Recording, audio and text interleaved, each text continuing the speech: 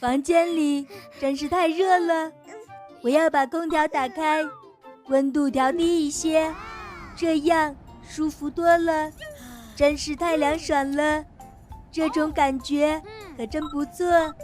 我忽然有一个想法，温度越低就越舒服。哇，怎么这么冷？这是什么情况？好吧，我知道了。嘿，胖达，你在干什么？房间里也太冷了，为什么把温度调这么低？这还差不多。我不要，我也不要。哇，发生了什么事？怎么打起来了？好吧，让我想一下。孩子们，我想你们可以分成2个阵营。没错，就是这样。我是冰，我非常棒。现在我要让房间里变得很凉爽，真是太舒服了。我要坐下美美的睡一觉。嘿，我是火，我非常棒。等等，这个房间里怎么这么冷？小宝宝被冻醒了。好吧，让我想个办法。我肯定会有好办法。胖达在睡觉，所以可以试试这个。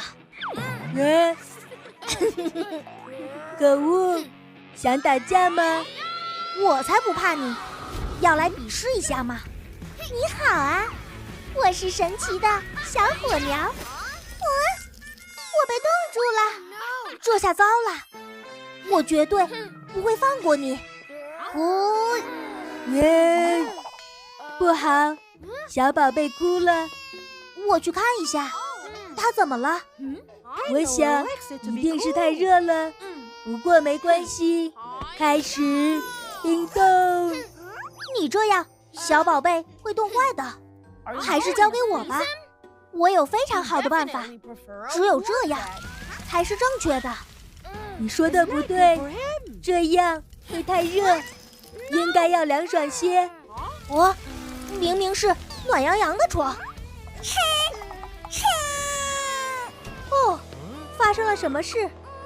快让我来看一下，小宝贝怎么哭了？这样好多了。